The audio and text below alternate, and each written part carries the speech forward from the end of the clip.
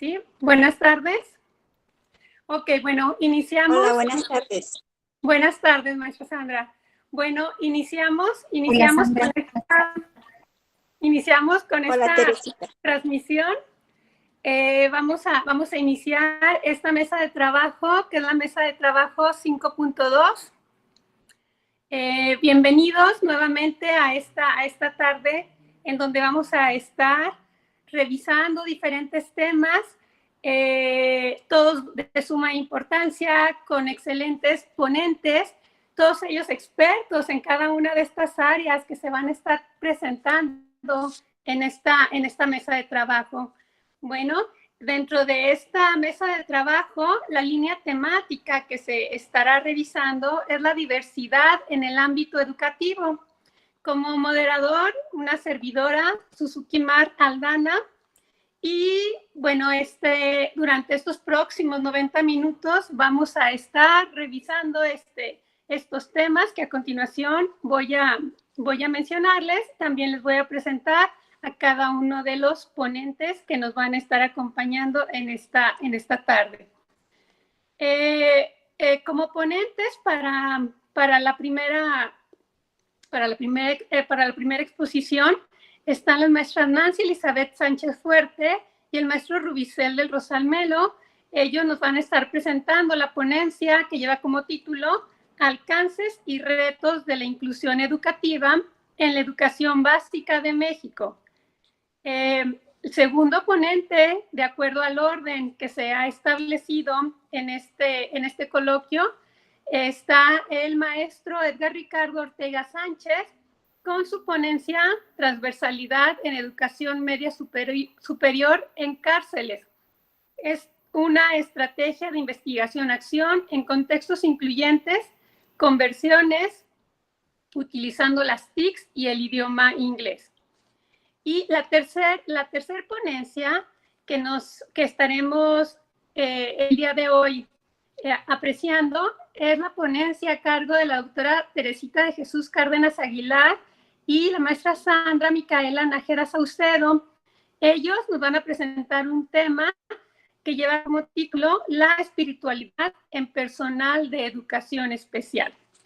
Entonces, bienvenidos a cada uno de estos ponentes a esta tarde de trabajo.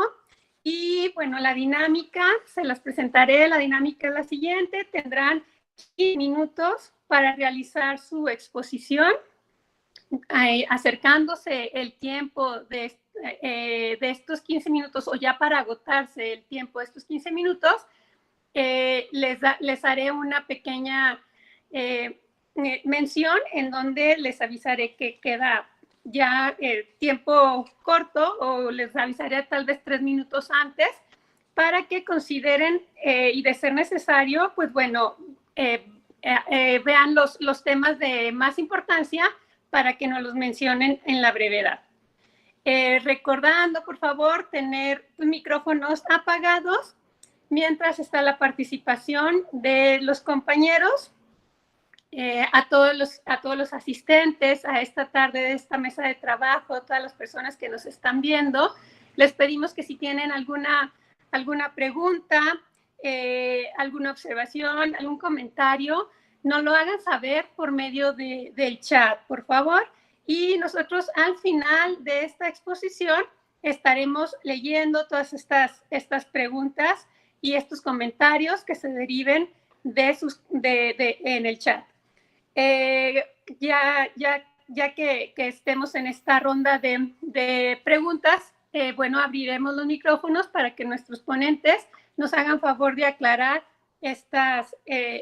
todo esto que vaya surgiendo en el transcurso de esta tarde.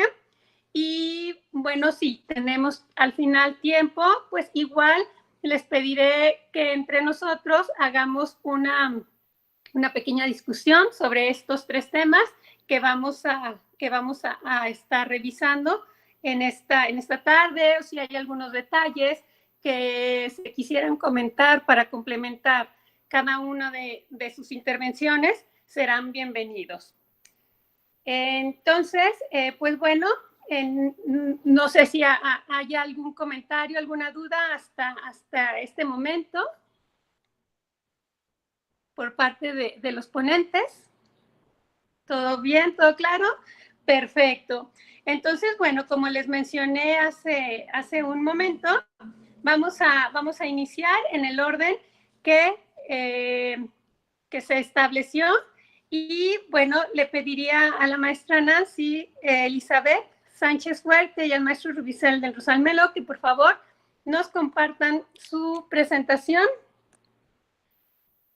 e iniciemos con este tema que lleva su ponencia titulada Alcances y retos de la inclusión educativa en la educación básica de México.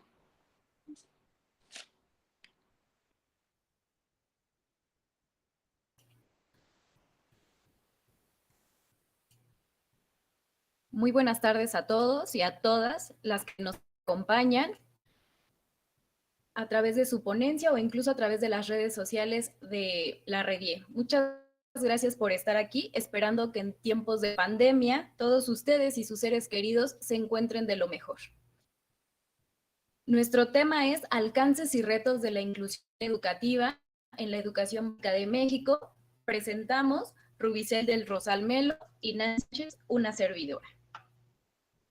Nuestro planteamiento del problema es el siguiente. Como antecedentes, tenemos que en México se observa que hay un historial muy largo de prácticas discriminatorias y excluyentes a ciertos grupos de personas que se han reflejado en todos los ámbitos de nuestra sociedad. De ahí derivó nuestra problematización. El primer aspecto que tratamos de abordar es qué entiende la Secretaría de Educación Pública por inclusión e inclusión educativa. Para continuar, nos centramos en qué tanto la Secretaría de Educación Pública promueve el logro educativo de los en edades. Asimismo, tomamos en cuenta la inclusión educativa que busca la permanencia, participación y aprendizaje de todos los estudiantes.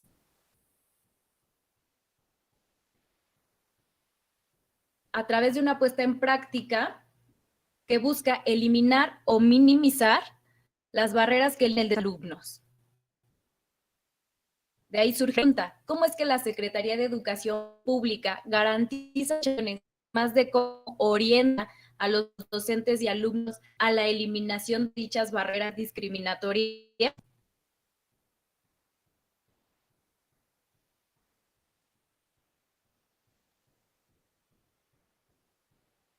Nuestra pregunta de investigación es, ¿cuáles son los avances y desafíos del Estado en materia de inclusión educativa del marco normativo y pedagógico?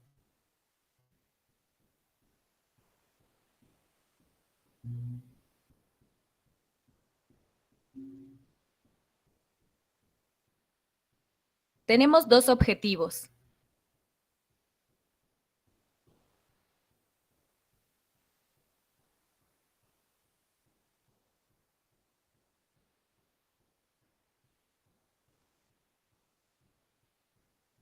El primero es analizar la propuesta pedagógica de la inclusión educativa desde el marco de las sociedades democráticas y de los derechos humanos fundamentales.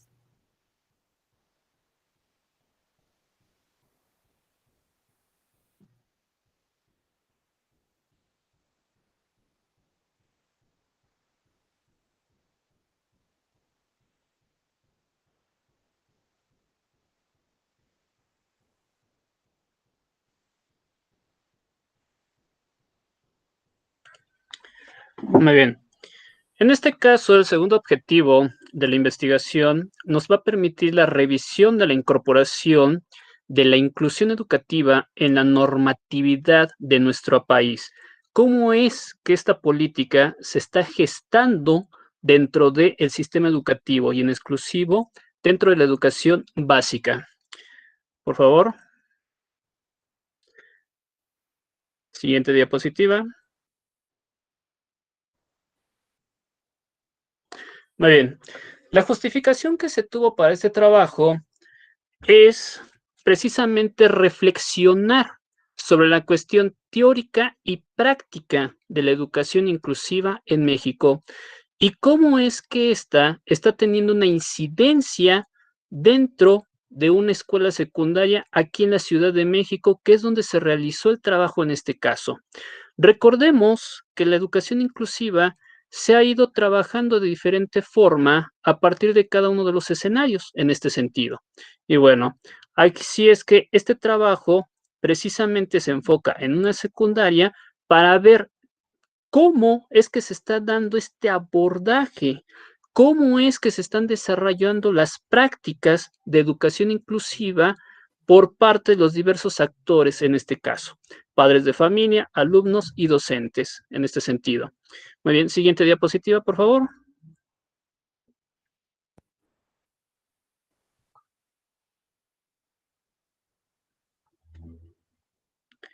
Tenemos aquí unas fallas técnicas, pero bueno, vamos a ir solucionándolo.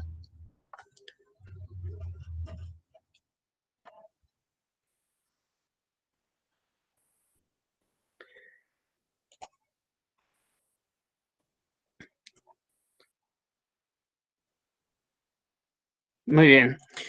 Otra de las hipótesis que nosotros tenemos planteadas dentro de este trabajo precisamente tiene que ver con la cuestión de cómo se está dando la atención a la diversidad en este país. Recordemos que al ser una política educativa y que ésta está siendo retomada de diferentes formas, también va a tener un abordaje de marcos teóricos y jurídicos como tal. A partir de ello, pasamos a lo que es el marco teórico conceptual en este sentido. Como parte del marco teórico, vamos a tener la cuestión de la educación inclusiva.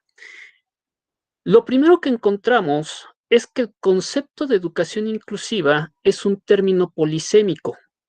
No vamos a tener una conceptualización como tal. Si nos referimos a diferentes autores o a las mismas instituciones como la UNESCO en este sentido, van a estar dando su propia conceptualización en este caso. Por lo cual, la educación inclusiva va a jugar en ese sentido con la cuestión del fenómeno de la calidad de la educación para todos. Al respecto, esta parte tiene que ser definida con la cuestión de la diversidad, ya que la parte de la educación inclusiva y la diversidad van de la mano, pero a la vez se encuentran separadas en este sentido. La educación inclusiva tiene sus orígenes en la educación especial en este sentido, mientras que la inclusión es un concepto desde el ámbito pedagógico como tal, en donde uno como docente tiene que estar buscando diversas estrategias que nos permitan la cuestión de poder buscar esas relaciones entre el currículum y el docente y el alumno como tal, para que con ello esa brecha que se esté dando entre los tres actores se disminuya. Muy bien. ¿Qué tenemos con esto? Al respecto, la UNESCO en el 2004 nos va a contemplar una publicación que tiene que ver con el temario abierto sobre educación inclusiva en este sentido. En dicho temario nos está dando algunas ideas que tienen que ser consideradas para la construcción de los currículums o las adecuaciones curriculares como tal. ¿Cuáles son estas? Son 9 puntos que plantea dicho temario. La primera tiene que ver con la cuestión de gestionar el desarrollo de políticas y prácticas inclusivas como tal. Segundo elemento es el desarrollo profesional para la educación inclusiva. La tercera, una evaluación pedagógica como parte de la educación de calidad en este sentido. Aquí me detengo un poquito porque por desgracia nosotros no hacemos un uso correcto de lo que tiene que ver con la evaluación pedagógica. Nos centramos por lo regular en prácticas docentes, en prácticas de alumnos o en cuestión de evaluar el contenido o los currículos existentes. Pero una evaluación de cómo tendría que ser la educación como tal, del mismo sistema educativo, a partir de diferentes estándares, es lo que todavía no se ha trabajado. Se maneja solamente desde una manera homogénea, pero no de carácter heterogéneo. Cuarto elemento, estamos hablando de la organización de los apoyos en sistemas inclusivos. Quinto elemento, estamos hablando de la cuestión de la participación de la familia y la comunidad en la educación inclusiva, que es un elemento que tenemos ahí y que en ocasiones queda fuera. La familia solamente juega un rol social, pero no de inclusión dentro del escenario escolar. Sexto, estamos hablando del desarrollo de un currículum inclusivo. El séptimo, la gestión financiera. La séptima, la cuestión de las transiciones en este proceso educativo como tal, el empezar a delegar ciertos roles como tal. Y el noveno, la cuestión de iniciar y mantener el cambio en las escuelas, en este sentido. ¿Qué tenemos al respecto? Otro referente teórico, estamos hablando de la formación docente en este sentido. Lo vamos a ver como ese sistema de educación inclusiva que se tiene que estar gestando dentro de las instituciones formadoras de docentes. En específico, la normal o la UPN se encargan solamente de hacer un proceso de formación general, pero esas prácticas de educación inclusiva solamente las delegan a determinados escenarios. Aquí en la Ciudad de México nos referimos en específico a la Escuela Normal de Educación Especial, siendo que la Benemérita Escuela Nacional de Maestros, la Escuela Normal Superior de México y la Escuela Nacional de Maestras de Jardín de Niños o la misma Universidad Pedagógica Nacional también tendrían que tener ese enfoque, pero solamente se da en una o dos asignaturas dentro del mapa curricular como tal. Así es que, en este sentido, esta formación no está siendo incluida dentro de este proceso. Muy bien. ¿Qué pasa con los maestros que ya se encuentran en servicio? Estamos hablando de que también esta práctica se tiene que estar dando con esa capacitación constante. Y bueno, ¿qué es lo que se encontró como conclusión dentro de este trabajo?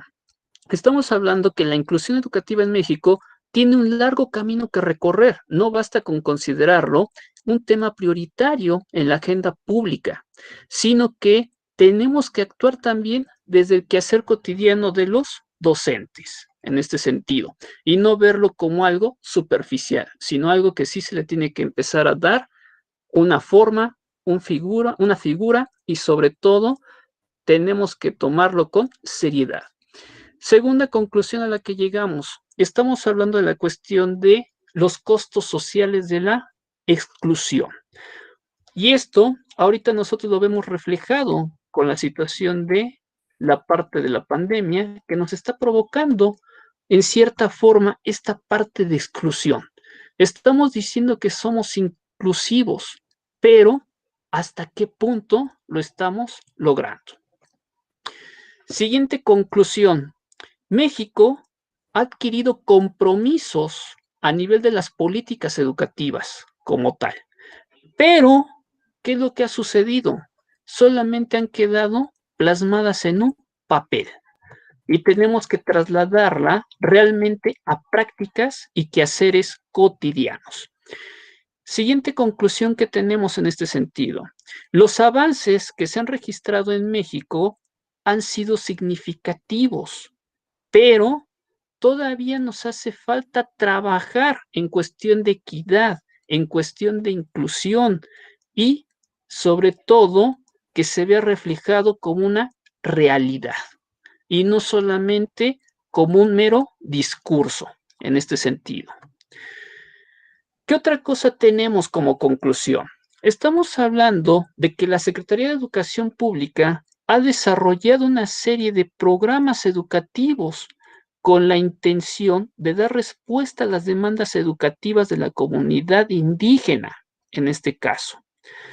Pero ha omitido que también en estos estados, esos escenarios en los cuales están inmersos los jóvenes, también presentan situaciones de emergencia.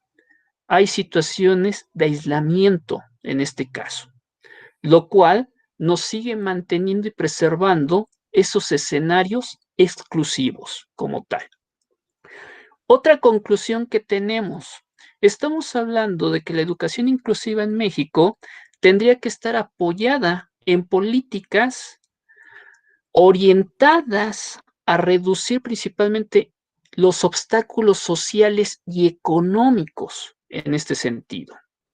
Si vemos, principalmente en la parte política y social, es algo que está permeando y que está promoviendo en cierta forma esa exclusión también. Aunque tengamos infinidad de programas sociales, estamos viendo que estos también están generando dichos escenarios de exclusión. Y nuestra última conclusión que tenemos de todo esto, estamos hablando de que se tiene que dotar a las escuelas de infraestructura necesaria.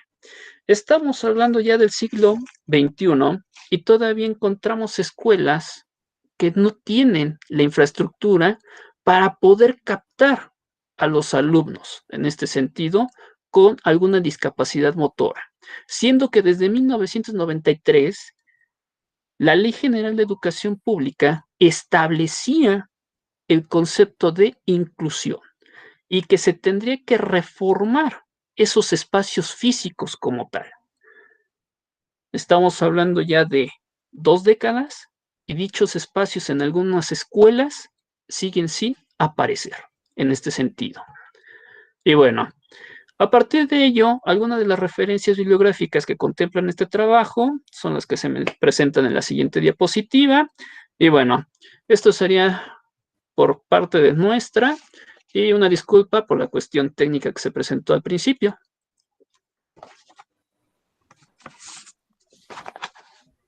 Muchas gracias por esta ponencia a la maestra Nancy Elizabeth y al maestro Rubicel del Rosal. Al final, bueno, vamos a dejar la parte de discusión y de preguntas, ¿ok? Entonces vamos a seguir de acuerdo al orden del día de hoy con la exponencia a cargo del maestro Edgar Ricardo Ortega Sánchez, quien nos presentará su trabajo titulado Transversalidad en Educación Media Superior en Cárceles, una estrategia de investigación-acción en contextos incluyentes, conversiones utilizando las TICs y el idioma inglés.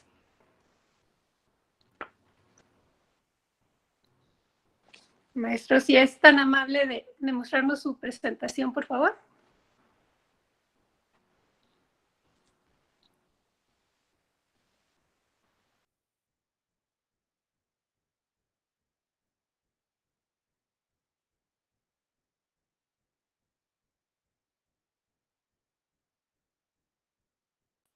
Doctor, no se escucha, creo que está apagado su micrófono.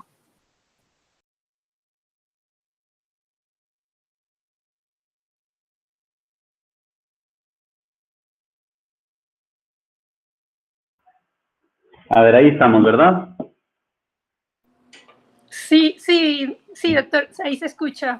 Perfecto, aquí siguen viendo mi pantalla, ¿verdad? Es correcto, doctor. Muy bien. Sí, buenas Gracias. tardes. Una disculpa, aquí estamos ya listos.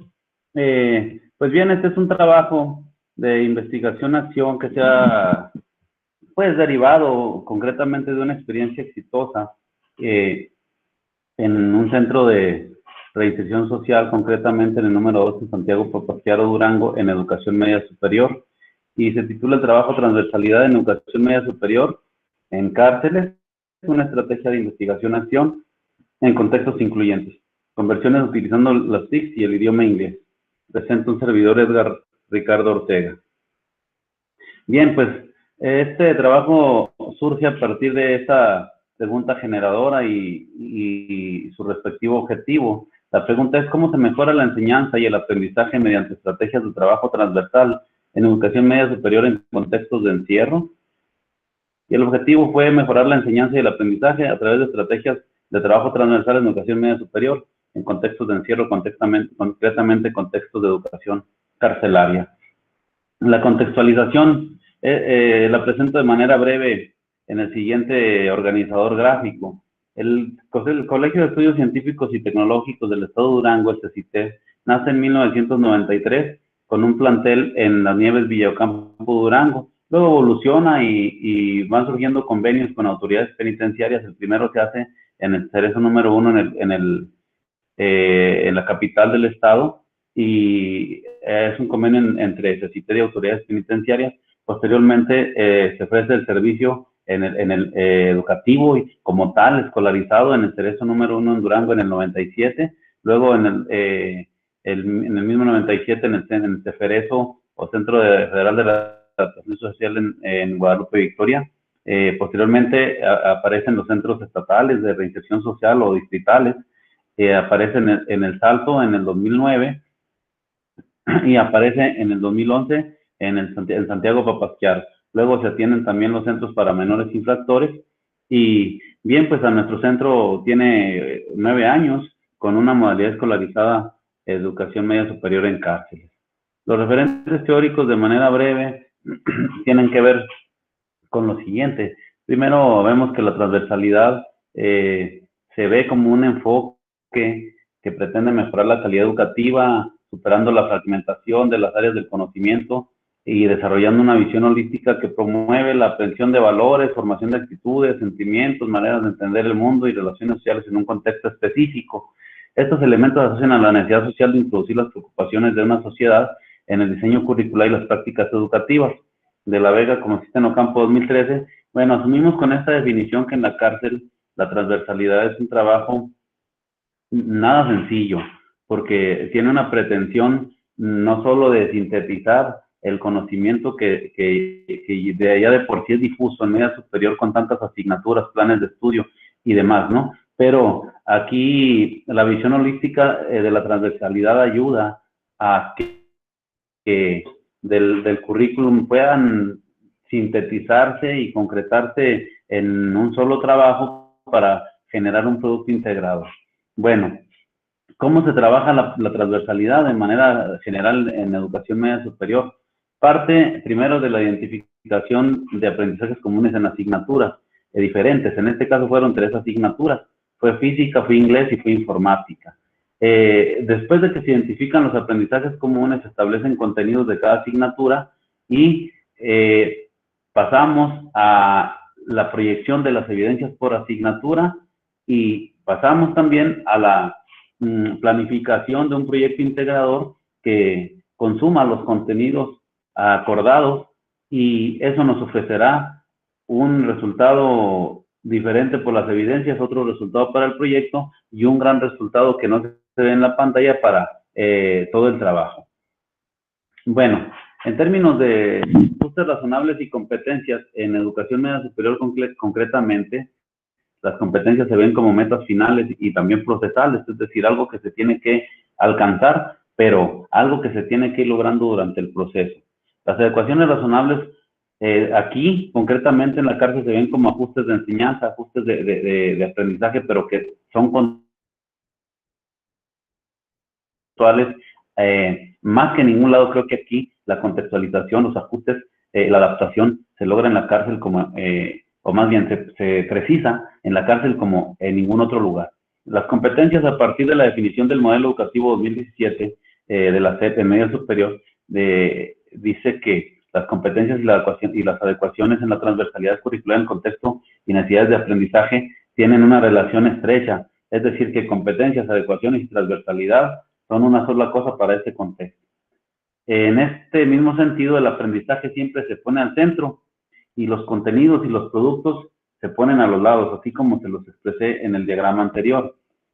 Para evaluar el desempeño en la cárcel, partimos de una definición, en este caso de Frade, que dice que evaluar el desempeño tiene que ser de cara a los problemas que presenta la vida. Yo le agrego la vida de la cárcel, porque sin duda alguna es diferente. Ahí hay que preparar a los muchachos que van a seguir en la cárcel, ¿no? Que van a terminar su educación media superior regular en 3 años, pero que ellos van a permanecer ahí todavía 20 años. Y entonces, ¿cómo le justificas a un muchacho que la educación y la evaluación de la misma tienen que evaluar el desempeño para los problemas de su vida, y su vida está ahí dentro, ¿no? Entonces, las competencias tenemos que ajustarlos, los contenidos, y hacer las adaptaciones pertinentes para justificar de alguna manera que en la cárcel se esté llevando de ese modo. Y justo la transversalidad creo que nos ha servido bastante para hacer esto, como ya lo verificamos en este trabajo.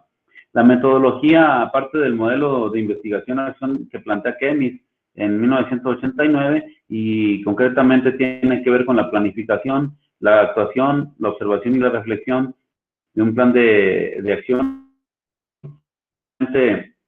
Se recurre a otro ciclo y a otro más y a otro más hasta que la acción está completa, ¿sí? Nosotros, ¿qué hicimos? Para generar el diagnóstico antes de la planificación o ambas cosas, pues partimos de las tomas de nota de los estudiantes, que igual cabe hacer la aclaración que tenemos estudiantes desde 18 hasta 75 años, 78 me parece que es el de mayor edad que hemos tenido. Por lo tanto, se han de imaginar la cantidad de elementos diversos que encontramos en las tomas de nota, en los libros de texto, en los planes de los docentes. Y nos encontramos con la situación anómala para la preocupación temática, que parte de la premisa de que se realiza poco o nulo trabajo transversal, tanto de manera horizontal como vertical, y esto motiva que docentes y estudiantes consideren problemático el tratamiento de los contenidos, por lo que generamos la propuesta de la transversalidad. Bueno, ¿en qué consistió esta propuesta? Concretamente, pretendemos que a partir de un problema transversal posterior a hacer acuerdos y planeaciones entre docentes, los contenidos son las conversiones en Excel y la traducción del inglés al español a partir de un problema de la asignatura de física en cuarto semestre. Amarillo, que dice así: el sábado pasado se hizo un traslado de personas privadas de la libertad partiendo del Cedireso número 2. El termómetro del autobús marcaba 60 grados Fahrenheit, por lo que el autobús viajaba a una velocidad de 2 metros sobre segundo. Si la distancia de Santiago Papasquiaro a la ciudad de Durango es de aproximadamente 160 kilómetros, ¿qué temperatura marcaba en grados centígrados? ¿Qué tiempo hizo el camión en llegar a su destino? Exprésalo en horas. Y finalmente, ¿cuántas millas son de Santiago Papasquiaro a Durango? Estos son problemas básicos. Después de hacer la planeación, bueno, metimos esto a una matriz de planeación en la que ustedes pueden ver las actividades por asignatura, hoja de cálculo aplicado o informática en el semestre texto, inglés y física 1. Igual aquí se ven las actividades de cierre, el problema de conversión, y se ven los productos y el instrumento de evaluación, que fue una lista de cotejo. Hasta aquí se generó un trabajo transversal en el que los alumnos, a través de la hoja de cálculo Excel, elaboraron las problemáticas planteadas, tratando de darle solución utilizando los contenidos y las estrategias de las 3 asignaturas, ¿sí? Aquí está la conversión de temperatura, de longitud y de tiempo, para finalmente hacer una traducción, que era una de las actividades también que se pidieron, del problema planteado en español, a hacer una traducción al problema planteado en el idioma inglés, como lo pueden ver en la parte inferior de la pantalla, ¿sí? Bueno, se utilizó una lista de cotejo muy sencilla. Quiero decir también que los instrumentos adaptados que se utilizan o que utilizamos para evaluar en la cárcel son por demás sencillos, con la pretensión de que sean por demás claros, porque los estudiantes, por sus características propias, pues así lo requieren, ¿verdad? Entre más sencillo es mejor. Sin embargo, la sencillez no implica que se pierda nivel. Esto referente al nivel de aprendizaje por los contenidos que se tienen que abordar. Bueno, ¿qué se planteó entre otras cosas aquí? Si se tradujo el problema de manera exitosa, si se utilizaron fórmulas correctas, si el problema se presentó adecuadamente, si se guardó el archivo de manera correcta y con su nombre, si representó una serie lógica de pasos de resolver el problema, si se identificaron las variables del problema, si sus resultados fueron correctos, por supuesto, si se consultaron fuentes bibliográficas y si se puede explicar la metodología que se utilizó para el problema. Finalmente, si se hizo buen uso del equipo de cómputo. Y bueno, ¿qué podemos observar a través de experiencias como estas? ¿Qué nos dejan de resultados? Podemos ver primero que los docentes en la cárcel sí pueden planear, sí pueden ejecutar y sí pueden evaluar sus acciones o su trabajo de enseñanza de manera conjunta y concertada. Ese es un punto sumamente importante, que no se debe y que sí es posible trabajar, no se debe trabajar aislado y que sí es posible enseñar en equipo, en consenso. Los estudiantes de los centros carcelarios sí pueden trabajar en equipo, eso también era como un tabú, no es que como son delincuentes no se pueden ver unos a los otros, al contrario, están ávidos como de tener esa relación, como de tener ese contacto afectivo y en este caso académico con los otros. El trabajo transversal facilita la enseñanza y el aprendizaje en NEMS, educación media superior en cárceles, por supuesto. A partir de estrategias de transversalidad horizontal y vertical, los docentes y estudiantes tienen un acercamiento menos problemático para con los contenidos del currículo y su tratamiento, y se demuestra que con alumnos de centros penitenciarios es posible poner en marcha estrategias didácticas innovadoras, siempre que se considere el contexto, por supuesto. Entonces, como ven, hay aquí nada más 5 de los puntos centrales que nos genera esta investigación. Y concluimos entonces que en los centros carcelarios hay una exploración constante, un diagnóstico constante y, por supuesto, unas recurrentes áreas de oportunidad tanto para enseñar como para aprender. Concluyo también que el trabajo transversal es una sugerencia demandada de manera rigurosa y que a veces es muy difícil de considerar de manera permanente por las contingencias que se presentan en la cárcel, por las características de los estudiantes, por las características de la infraestructura, por las características del currículo adaptado o con ajustes razonables. Sin embargo, también ponemos que la estrategia transversal es un aliciente para la mejora continua, tanto para docentes y alumnos. Y que los esquemas de trabajo y compromiso individual y colectivo logran modificar los esquemas tradicionales, tanto de estudiantes de centros carcelarios que se vuelven más interesados, se comprometen más, se activan, están responsabilizados con sus trabajos, están en contacto con sus compañeros, en contacto con sus maestros, y eso es un trabajo que evidentemente mejora las condiciones de vida también de los estudiantes, que al final esa es la pretensión principal de la educación en cárcel, que la vida de ellos se haga mejor, que la calidad de vida se eleve, aunque permanezcan 20 años, 30, 40, 50 ahí, como si hay casos, ellos permanezcan lo mejor posible y que la educación ayude para que eso suceda. Finalmente, el contexto, pues ponemos siempre es un buen pretexto para generar ejercicios de transversalidad, que el aprendizaje siempre esté al centro junto con nuestros estudiantes.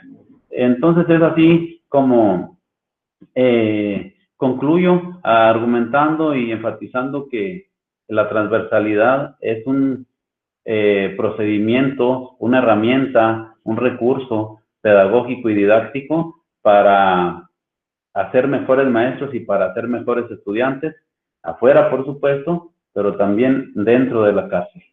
Y con esto termino. Muchas gracias. Muchas gracias, doctor Edgar. Muy importante el trabajo que ha realizado. Y bueno, como hemos seguido este orden, al final vamos a dejar la parte de preguntas, respuestas y comentarios referentes a su ponencia. Le agradezco, doctor. Gracias, muy amable. Gracias. A continuación, la doctora Teresita de Jesús Cárdenas Aguilar y la doctora Sandra Micaela Nájera Saucedo nos presentan su trabajo de investigación, la ponencia, la espiritualidad en personal de educación especial. Cedo a ustedes el micrófono, doctora. Gracias.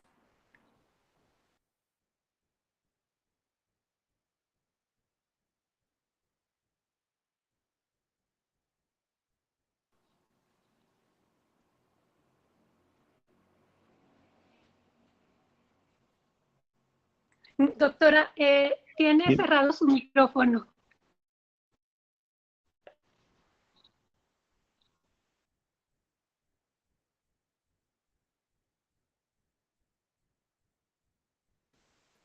Ya casi terminaba la exposición. No se preocupe, doctora, todo nos pasa, no se preocupe. Bueno, déjenles comparto la pantalla de nuevo. Pues decía hace un momento que esta investigación surge de un diplomado que tomamos la doctora Sandra y una servidora en psicología positiva en la Universidad Pedagógica de Durango. Y empezamos a revisar el tema, que no es muy usual, aunque se está expandiendo mucho en diversos ámbitos.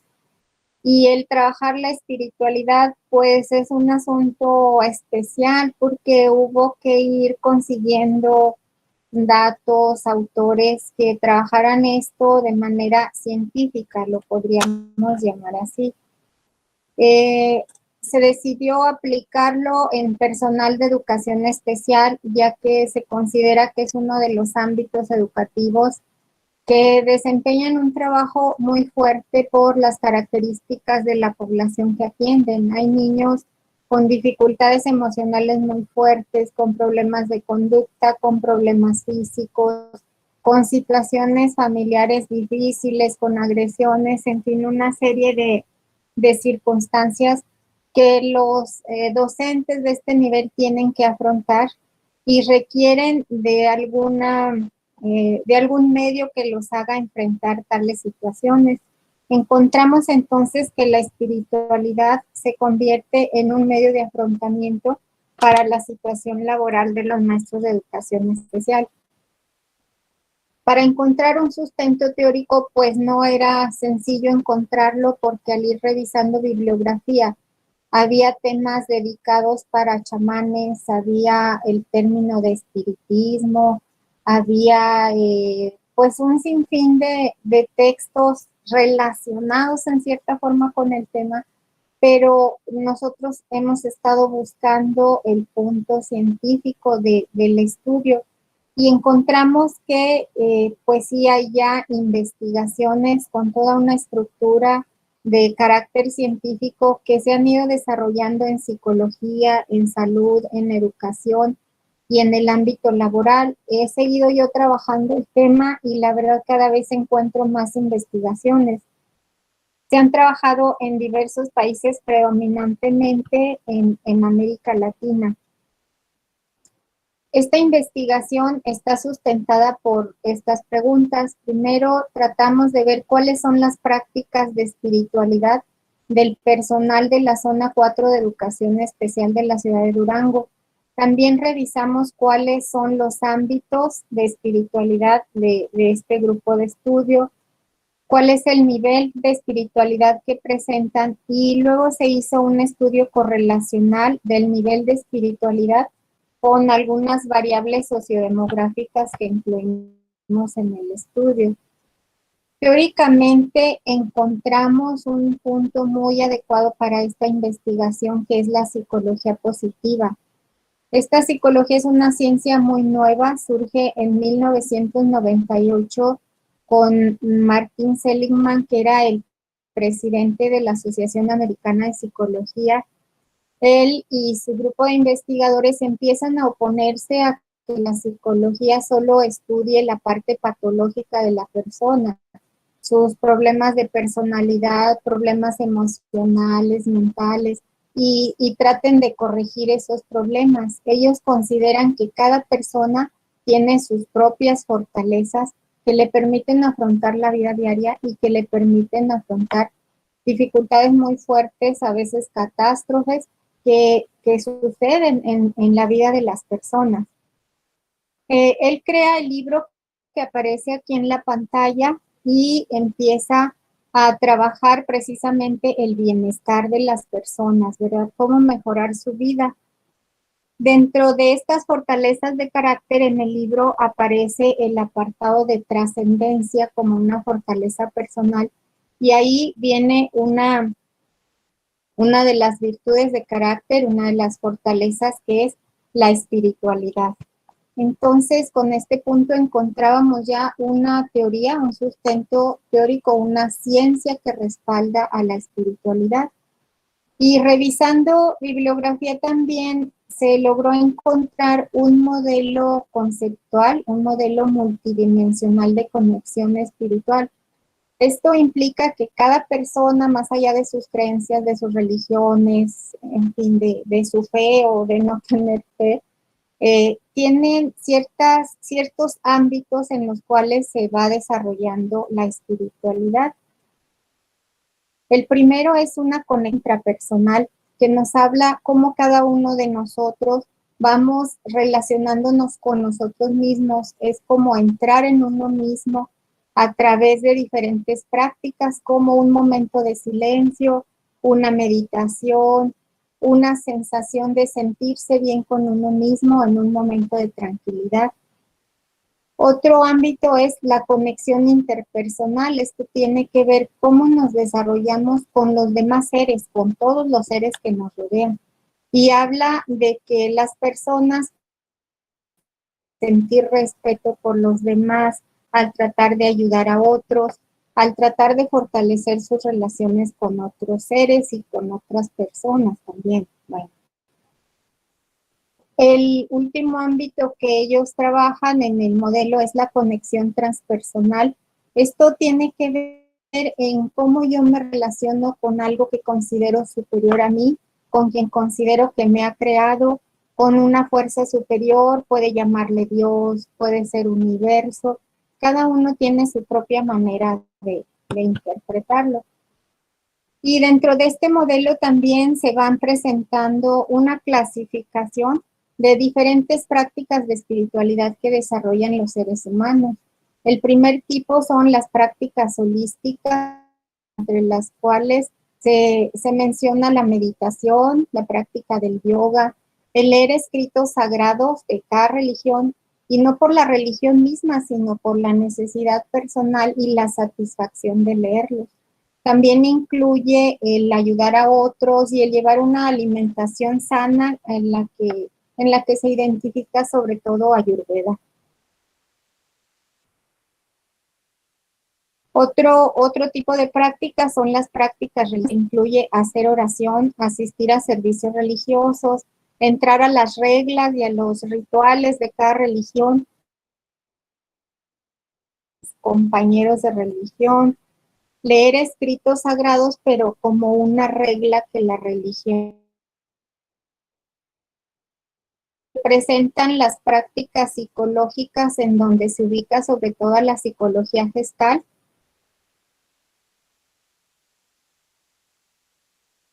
relajaciones guiadas y terapias relacionadas con programación neurolingüística, con la atención plena que se pone de moda últimamente.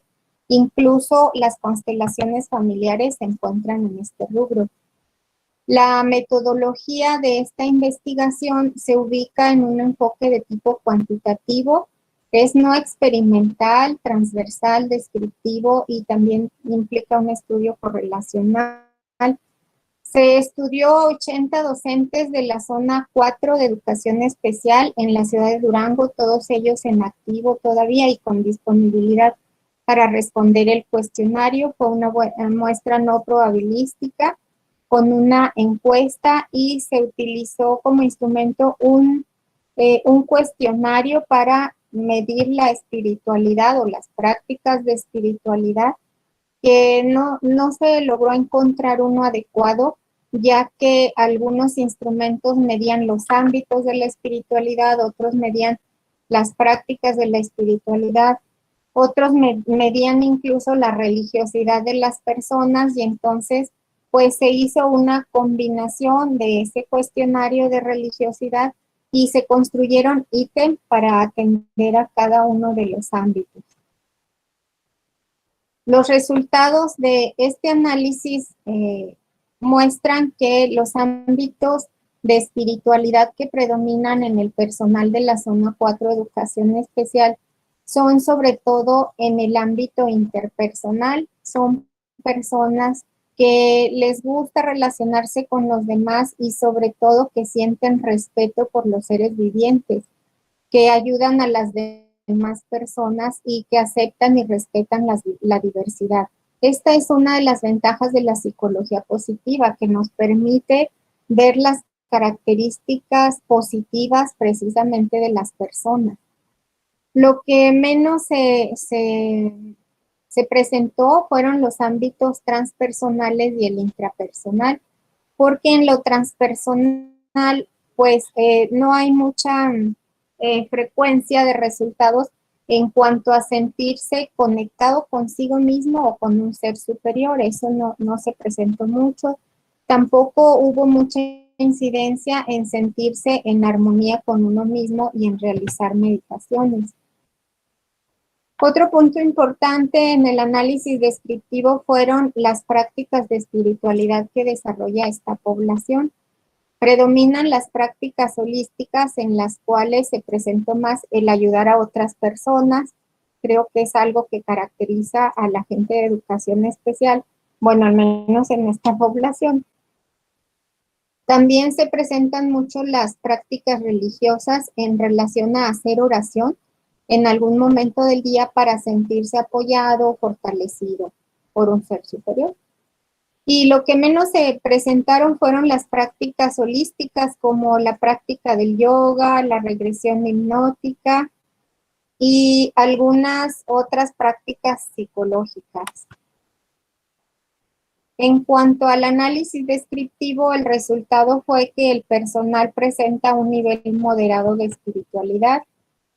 Y lo correlacional nos describe que no existe relación entre la espiritualidad y el sexo, el nivel de estudios, la edad, la función que desempeñan y las relaciones de pareja. Todas estas circunstancias de las personas no son las que determinan que sean más o menos espirituales. Lo que sí se mostró como relación importante con la espiritualidad fue el autoconcepto.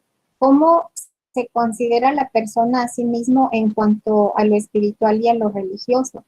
De manera que una persona, entre más religiosa se sienta o más espiritual se considere, pues va a trabajar más consigo mismo, con su espiritualidad y va a realizar más prácticas de espiritualidad. Otro punto importante es que también existe relación entre la religión que profesan las personas y el sentirse o el ser espirituales. Aquí lo tomaríamos de esa manera el resultado. Y se mostró que se sienten más espirituales quienes practican la religión de testigos de Jehová y los cristianos. En realidad, los religiosos, aunque son más en número, los católicos, aunque hay más número, no se sienten muy espirituales, y quienes se sienten menos espirituales son quienes se consideran ateos. Y bueno, para terminar esta plática, les diría que en los momentos tan difíciles que estamos viviendo como personas, familias, seres humanos, es muy importante regresar a nosotros mismos, tener un momento de tranquilidad, reconocer sus propias prácticas de espiritualidad que les hacen sentirse más fortalecidos, que les dan bienestar, porque lo necesitamos para afrontar las situaciones que estamos viviendo. Me despido con esta frase donde dice: la espiritualidad es un estado de conciencia, un estado de gracia, un estado de gracia que uno obtiene dentro de su propio corazón y que debemos encontrar por nosotros mismos. Pues eso es todo, y no sé si mi compañera Sandra quiera agregar algún comentario de esta investigación.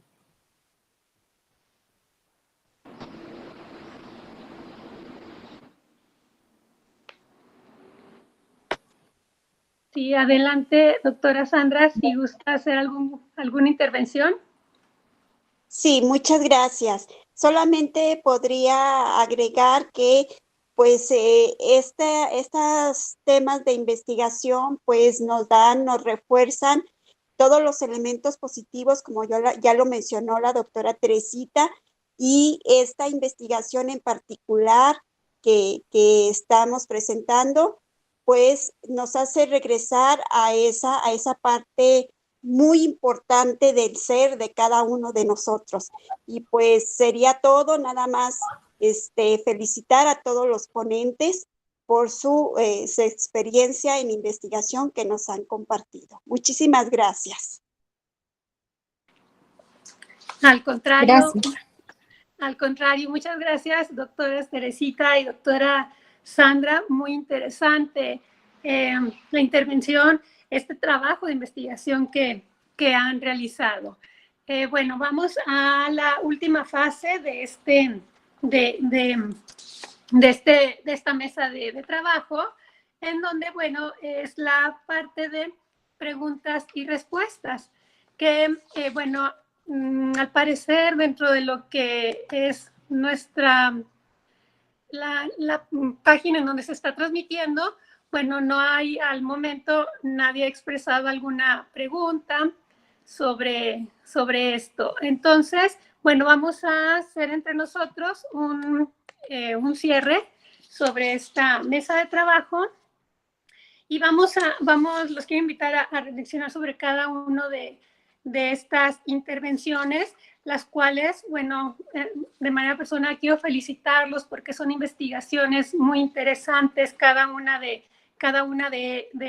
estas, en donde vimos tres ponencias, ciertamente no están relacionadas unas con otras, pero vaya, todas finalmente llevan o como objetivo principal es el ayudar, ¿sí? El determinar cómo podemos mejorar alguna práctica, determinar cómo se está trabajando en ciertos ámbitos en ciertas áreas, perdón, y de esa manera, pues, poder dar opciones para dar mejora y mejora en cada uno de estos rubros. Entonces, iniciando con la primer ponencia de los maestros Nancy de la doctora Nancy y del doctor Rubicel, en donde ellos, bueno, nos muestran 4 puntos importantes dentro de lo que es la inclusión educativa, en donde se menciona que, bueno, la gestión del desarrollo de política y prácticas inclusivas, otro de los puntos que rescatamos y que lo mencionaba el maestro Rubicel, es el desarrollo profesional para una educación inclusiva. Otro punto es la evaluación pedagógica como parte de una educación de calidad y la organización de los apoyos inclusivos. Ustedes, en su experiencia, maestra Nancy, maestro Rubicel, ¿qué nos pueden aportar? ¿Qué nos pueden pues sí, sugerir o aconsejar para llevar a cabo dentro de nuestro ámbito, que bueno, yo creo que de la mayoría es en la parte de educación, para que pueda llevarse de manera favorecedora esta inclusión educativa? Ustedes trabajaron, bueno, con educación básica, pero en educación superior, en los otros niveles de educación, ¿ustedes han tenido experiencia y cómo podríamos mejorar esta práctica entre cada uno de nosotros? Bueno, muy buenas tardes nuevamente. Gracias, buenas tardes. Pues es importante mencionar que justo lo que decíamos en la investigación, lo que queremos es que sea un trabajo conjunto, donde estemos trabajando docentes, autoridades y padres de familia. A veces es un poco complicado porque creemos que somos entes separados y que cada uno tiene que ir haciendo por su cuenta. Y la idea es que trabajemos de manera conjunta para sacar adelante a nuestro joven estudiante, porque a veces pasa, ¿no? Hay papás que el niño saliendo de la puerta, pues ya, si llegó a la escuela no lo sé, desconozco cuál haya sido su destino, y como si de la escuela para adentro fuera una realidad alterna, ¿no? Donde el responsable de todo es el docente. Y creemos que sí, se requiere de una sistematización de este proceso que nos ayude a conjuntar esfuerzos y lograr que ese joven dé su máximo potencial en todos los ámbitos, en el familiar, en el escolar, en el social, que al final del día nos va a beneficiar a todos si es que juntos trabajamos en esos aspectos. No sé si el maestro Rubicel quisiera agregar algo más. Sí, complementando esta idea, en este sentido, la educación básica es donde se le da principalmente todo este peso, todo este soporte de la cuestión inclusiva. Es ahí donde los alumnos, como tal, tendrían que estar adquiriendo las herramientas que le permitan ya poderse incluir, valga el nombre, la redundancia, a la educación media superior y superior en este sentido. Estamos hablando que ya a nivel de educación media superior, el programa que estaría aplicándose como tal tendría que ser la cuestión de Constrúyete, que es una continuación de lo que en educación básica nosotros manejamos como la educación socioemocional, y que escuchando ahorita la intervención de del tercer panel, tiene que ver con lo que planteaba en cierta forma la doctora Tere en este sentido. ¿Cómo se va manejando esta situación de que el alumno se encuentre en un escenario donde pueda tener esa tranquilidad o ese equilibrio como tal, que es algo que se busca en educación socioemocional y que en media superior se trabaja con la cuestión de Constrúyete? El problema ya lo encontramos en educación superior en este sentido, porque ya hay esa ruptura, ya no hay un acompañamiento como tal. Así es que esa parte de la inclusión se ve rota, transgredida en este sentido. Y en este sentido, aunque estamos hablando de que la cuestión de la política educativa establece que también la educación superior ya tiene que ser de carácter obligatorio, no se tienen los elementos que nos permitan cumplir con esto y sobre todo darle el acceso en cierta forma a estos muchachos como tal. Por desgracia, educación media superior o en educación básica secundaria, se va haciendo ese corte de decir, este joven ya no tiene esas habilidades, esas capacidades, y por consiguiente lo mandamos a salidas terminales de ámbito laboral y no le damos esa posibilidad de buscar algunos escenarios como tal. Y bueno, eso sería de mi parte. Muchas gracias. Muy interesante, la verdad, este tema que nos expusieron. Abro los micrófonos para el maestro Edgar, la maestra Teresita, la maestra Sandra, pues si quisieran agregar o opinar o preguntar algo a nuestros panelistas sobre este tema.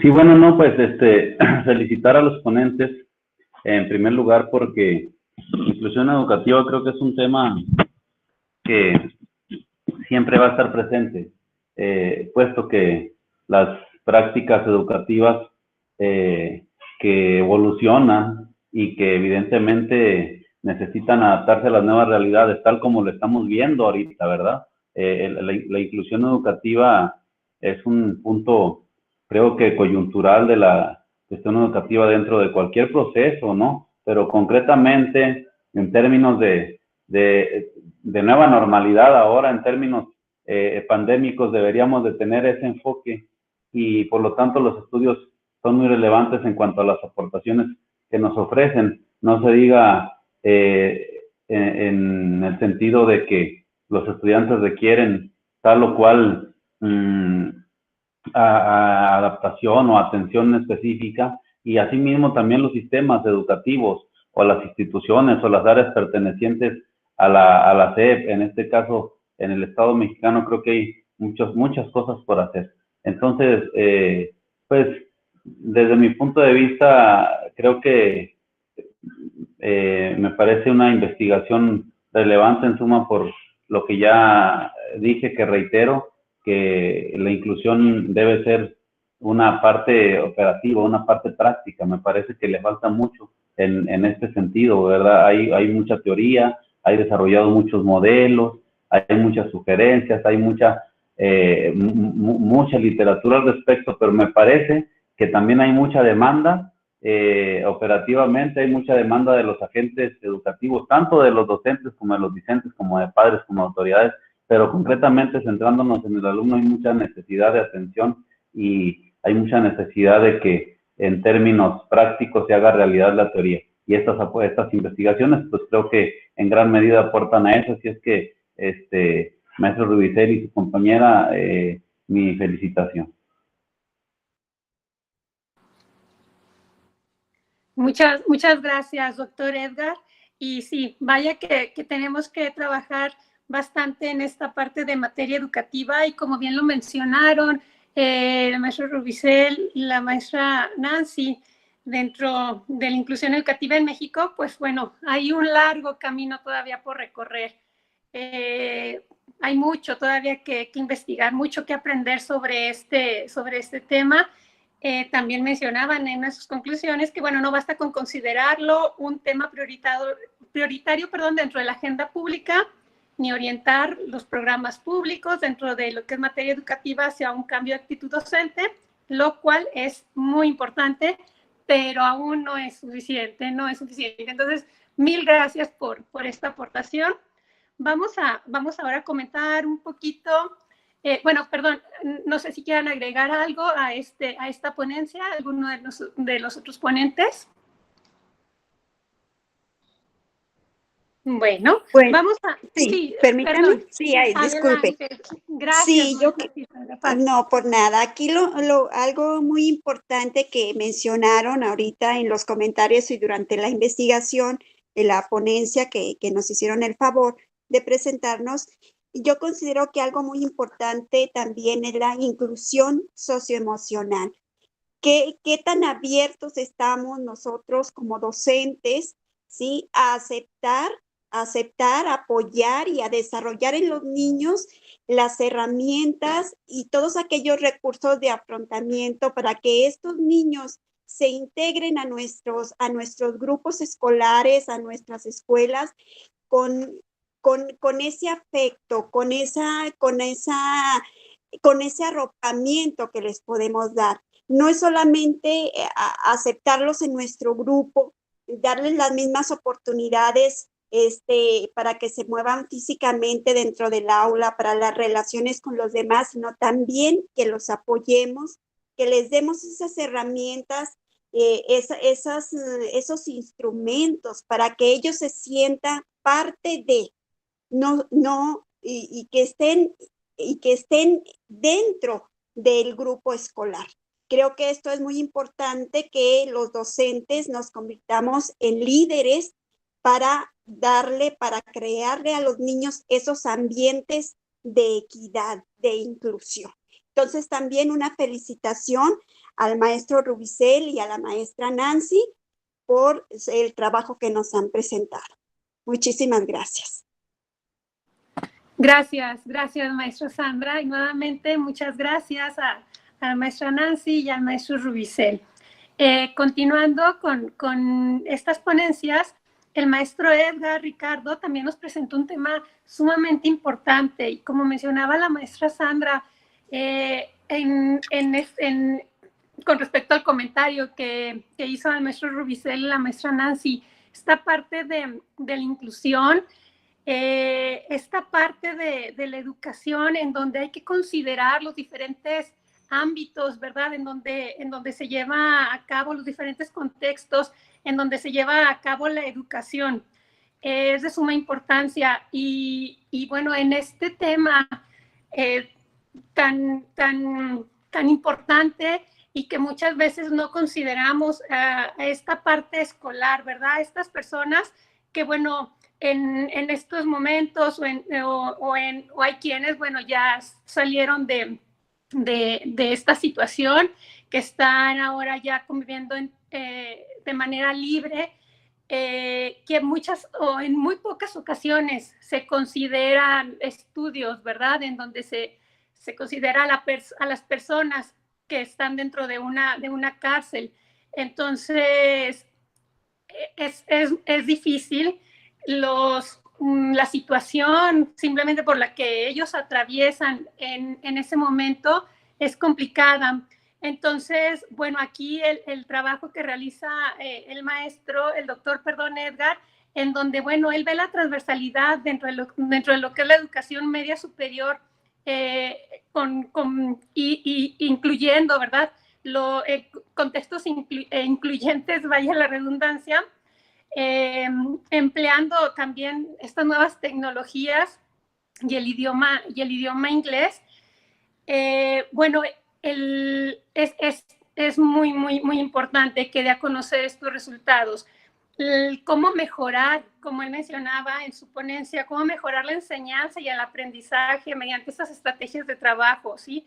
De manera transversal, cómo llevar a cabo este trabajo, pero en condiciones de encierro. Que esto, pues bueno, no imagino, no fue ninguna tarea nada sencillo, porque desde el pedir permisos para poder ingresar, para poder realizar este trabajo de investigación, desde ahí yo creo que se empieza a ver lo complicado. Y muchas veces trabajando nosotros en estos contextos normales, en donde queremos ir a hacer alguna investigación, alguna escuela en particular, a veces nos ponen diferentes condiciones. Bueno, ahora trabajar bajo una condición de encierro, pues todavía creo que se dificulta un poco más el trabajo. Pero bueno, viendo los resultados que se generaron, pues también creo que hay todavía mucho trabajo por delante y mucho que aportar, un tema interesante y delicado también a la vez, ¿verdad? Entonces, maestro Edgar, si quisiera hacernos algún comentario sobre esta experiencia en cuanto a su investigación con esta población en específico. Sí, sí, doctora Suzuki. Fíjense que tengo que confesarles algo. Yo tengo, como siempre digo, tengo ya más de 7 años en el bote. Entré a trabajar en la cárcel desde hace más de 7 años, en el 2013, a inicios del ciclo escolar del año civil, perdón, y entramos justamente para terminar o para realizar la tesis doctoral, que la realizamos también con un trabajo de la cárcel, y hemos seguido desde entonces como esta línea de investigación, ¿verdad? Esta producción, como que hay algunas cuestiones publicadas, y con eso generamos un modelo completo, de una propuesta, un modelo pedagógico para educar en cárceles, que en el país no existe. Durango es el único estado, el CECITED concretamente, que tiene un modelo educativo escolarizado dentro de las cárceles, es decir, como si fuera una preparatoria fuera, pero está dentro. Y bueno, nosotros somos de los afortunados que a la cárcel en periodo regular, por supuesto que ahorita no, entramos y salimos todos los días, ¿verdad? Esa es una experiencia, desde luego, diferente, es una experiencia única que pocas personas tenemos pues digamos la fortuna, ¿no? De tener esa experiencia de entrar y salir. Y bueno, ahí pues todo es novedoso, ¿no? Pero siempre digo que la cárcel es el reino de la contingencia, ¿verdad? Es donde puede pasar lo que sea a cualquier hora, con quien tú menos te imagines, etcétera. Y eso nos ha dado pie para realizar trabajos de investigación, de manera que cualquier aporte, me regreso a la inclusión educativa, y los dos temas están muy vinculados con la cárcel, los dos temas que no son ninguno de los que no son el que yo expuse, hablando del de la doctora Teresita y su compañera Sandra, hablando del de los maestros Rubicel y su compañera, encajan muy bien en la parte carcelaria, penitenciaria, ¿no? Porque es un área de inclusión relevante, con un área de oportunidad enorme. Sin embargo, no crean que es fácil trabajar en la cárcel oficialmente, ¿no? A no muchas personas les interesa, ¿no? Y yo digo esto siempre: en la cárcel hay personas muy malas, pero también hay muchas personas muy buenas, que no deberían de estar ahí, y sin embargo ahí están, y hace mucha falta quien les incluya, quien les incluya en términos generales, ¿no? Pero en términos educativos también. Y esa parte de la inclusión es una parte suelta, desvinculada, que no se trabaja, que a la autoridad no le interesa porque son pocos, porque son delincuentes, porque estadísticamente valen poco, porque moralmente, bueno, pues ya lo decía Galeano, ¿verdad? Los nadie, mucha gente lo sigue considerando así, y tenemos que cambiar ese enfoque, tenemos que cambiar ese paradigma. Y nosotros hemos estado empujando fuerte la parte del trabajo penitenciario, hemos vinculado este trabajo, se trabaja mucho la educación en cárceles Me parece que el continente americano, Argentina, es quien lo trabaja muy fuerte, tiene incluso leyes para el trabajo penitenciario. Nosotros no lo tenemos y sin embargo potencialmente tendríamos en el país más de 200,000 alumnos que podrían ser una matrícula oficial de la Secretaría de Educación o de cualquiera de sus instituciones, y no es poca gente, ¿no? Ahora, si consideramos que si de la cárcel rescatas uno de los que vayan a salir, el número que sea, y si logras que se reinserte en la sociedad, entonces ya ganaste toda la inversión, ya la recuperaste al doble. Y bueno, tiene un sentido académico, por supuesto, el trabajo que realizamos, pero creo que tiene un sentido más humano. Esa es la parte que debemos de ver y hacérselo ver a la sociedad, al mundo. Por eso es importante la difusión, la divulgación que logremos hacer a nivel micro y a nivel macro también, ¿no? Entonces, pues, les digo, es un campo muy bonito, es una experiencia, les repito, única, y en términos de producción académica, por supuesto que es un campo también para aportarle mucho y para aprender mucho de ese mismo campo. De las personas privadas de su libertad, pues en su mayoría tienen un IQ, yo creo que nos rebasan a muchos de nosotros, porque justamente yo les digo, ustedes no están aquí por tontos, están aquí por inteligentes, ¿no? Y bueno, eso en la mayoría de los casos, ¿verdad? Por supuesto que habrá excepciones, pero aprendemos mucho, todos los días aprendemos bastante de ello. Entonces, pues así a grandes rasgos eso les puedo compartir. Esta investigación es una experiencia exitosa breve, que incluso tengo que decir que mis compañeros maestros siempre han estado dispuestos a colaborar desde sus asignaturas, y hemos creado una línea también de libros de texto adaptados para la cárcel. Yo coordino una serie de trabajos desde CECITED, en la que ya tenemos 2 libros adaptados, que es el de matemáticas y taller de lectura y redacción de los 2 primeros semestres, y ya los contextualizamos, los hicimos específicamente para ellos. Es una línea que ya está operando, ya está trabajando en la cárcel, y estamos siguiendo esta misma línea de trabajo muy fuerte, ¿no? Con este fin como de reivindicar la educación carcelaria y hacerla pues un modelo oficial, y esperemos lograr institucionalizarla, ¿no? Que esa es la intención principal. Excelente, doctor. Muchísimas gracias. Abro los micrófonos para los compañeros. Si quieren hacer alguna intervención al doctor Edgar Ricardo. Sí, si me permite, quisiera comentar. Adelante. Pues sí, es interesante estar en una mesa donde se trabaja el tema de la inclusión educativa. Me siento un poco extraña en este momento que hemos trabajado a partir de vernos en una pantalla y a veces sin vernos. Es muy extraña esta forma de relaciones humanas y de trabajar los trabajos, bueno, todas estas presentaciones académicas. Pero sí quisiera comentarles algo al respecto de la inclusión. Hace algunos años, en una visita a un encuentro sobre discapacidad y sobre inclusión en Monterrey, asistió Tony Booth, que es el creador del índice de inclusión, de donde surge todo este movimiento.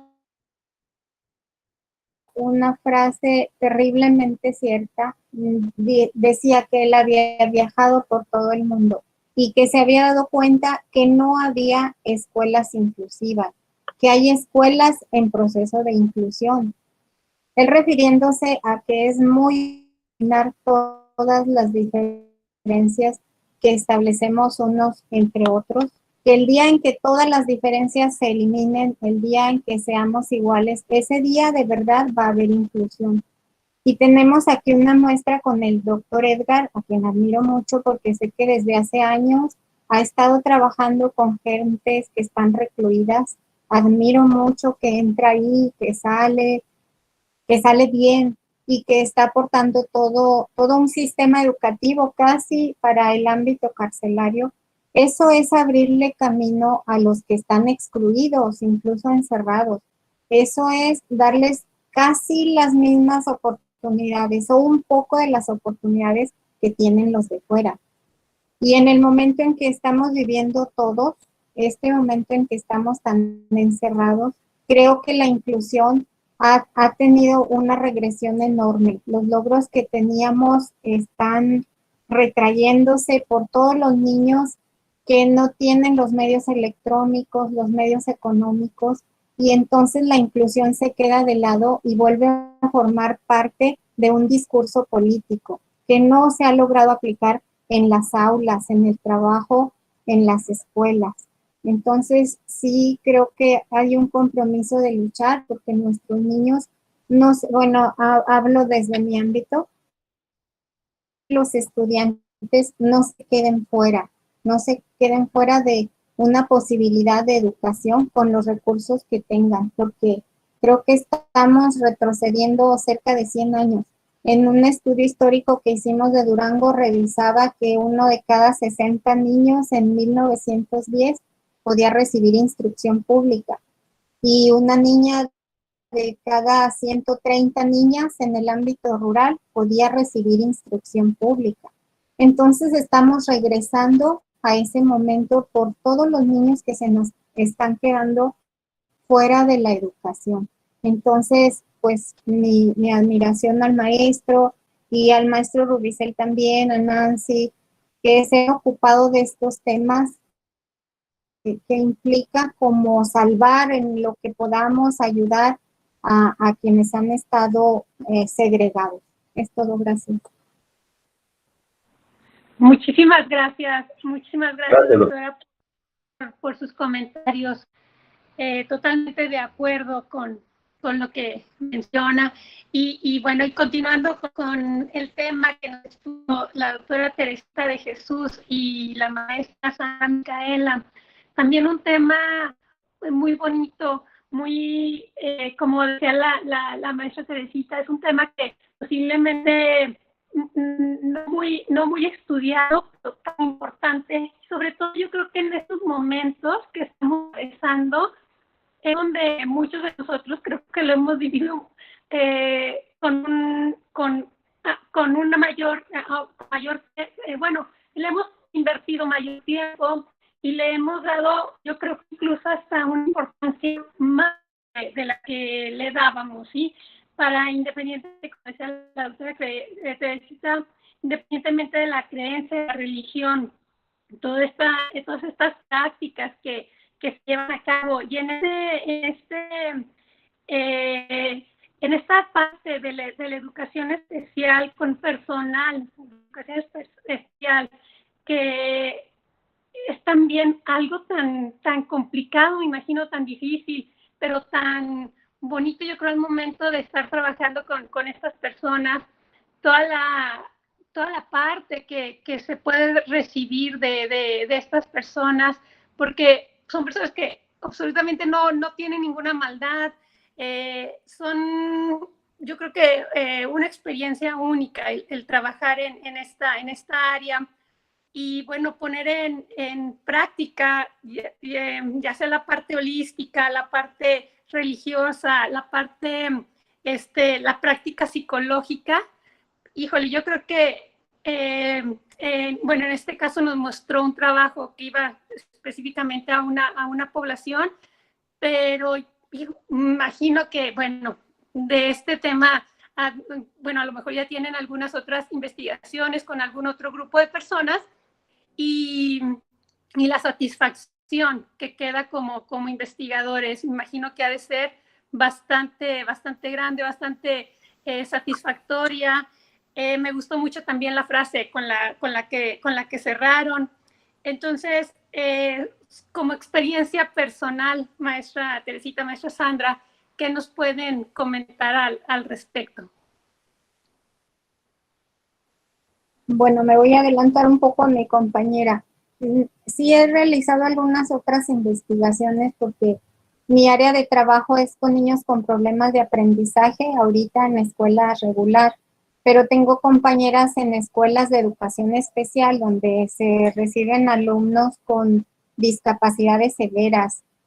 Y cuando yo he estado en contacto con ellos, sobre todo aplicando un programa especial con el que investigamos, yo admiraba mucho que había maestras que tenían 15, 20 años de servicio ahí en esa escuela, que tienen que cargar a los niños, que los tienen que sujetar para cambiarles la posición y que no se lastimen más sus músculos, que les tienen que dar de comer en la boca. Algunos niños todavía traen ahí algunas prótesis médicas o sea, es una situación verdaderamente admirable y yo veo en mis compañeros que ya no se cansan, o sea, ellos ya aprendieron cómo trabajar y disfrutan mucho y muchos de ellos le ofrecen un programa nuevo, un material nuevo y se lanzan a querer conocerlo y se lanzan a trabajarlo y para mí ha sido muy admirable de verdad el trabajo de mis compañeros, sobre todo quienes trabajan en escuelas de educación especial. He realizado algunas investigaciones de diferentes temas con ellos, porque bueno, además son mis compañeros y me permiten entrar a investigar, esa es una ventaja enorme para mí, pero sí he aprendido mucho a respetarlos como profesionistas, como personas, y pues por eso me pareció muy adecuado este tema para revisarlo con ellos. Y me dieron la oportunidad además. Quiero agregar que es un poco difícil trabajar en un ámbito académico el tema de espiritualidad, porque muchas personas en el sentido de ser muy académicos, pues no quieren que se mencione el asunto, pero todos tenemos algo de espiritualidad dentro de nosotros de diferentes formas y es necesario reconocerlo, es necesario conocernos a nosotros mismos en ese punto que puede ser una enorme fortaleza. Solo quería agregar eso. Gracias. Muchas gracias, doctora Teresita. Doctora Sandra Micaela, si quisiera agregar algo. Bueno, buenas tardes a todos.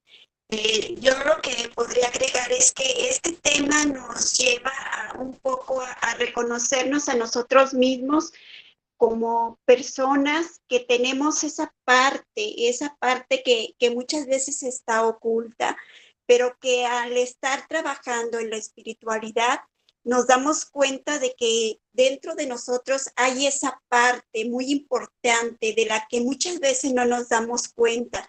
Y cuando nos vamos a reconstruir como personas, cuando vamos ahondando en estos estudios y vamos viendo qué zonas de oportunidad tenemos nosotros como personas, como seres individuales y también sociales, vamos a ir descubriendo esa riqueza o también vamos descubriendo esas zonas de oportunidad, sobre todo en este tema tan importante que es la espiritualidad.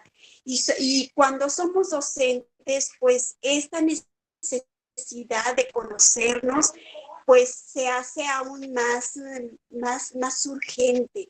¿Por qué? Porque nosotros trabajamos con niños, con estudiantes, con personas que van a necesitar de nosotros en un momento dado y tenemos que ser personas empáticas, tenemos que ser personas que estemos ahí para ayudar. Entonces, en este estudio, como ya lo expuso mi compañera, pues nos damos cuenta de qué tan importante es volvernos hacia nosotros mismos, a reconocer que esa es una parte muy importante que nos va a dar fortaleza. De ahí la importancia y de reconocer a la psicología positiva como una corriente muy importante en nuestro bienestar socioemocional. Entonces yo cerraría de esta manera y pues agradeciendo su atención a cada uno de ustedes. Muchísimas gracias. Al contrario, agradezco muchísimo a ustedes esta ponencia de espiritualidad en personal de educación especial y a cada uno de los ponentes que nos estuvieron acompañando el día de hoy. Y bueno, quiero mostrar en pantalla, a ver si se comparte, si la podemos observar. Es una de las constancias de participación. A ver, permítanme. Creo que se me desconectó la computadora, pero bueno, a ver. Permítanme. Ya te los muestro. Y voy a hacer una toma de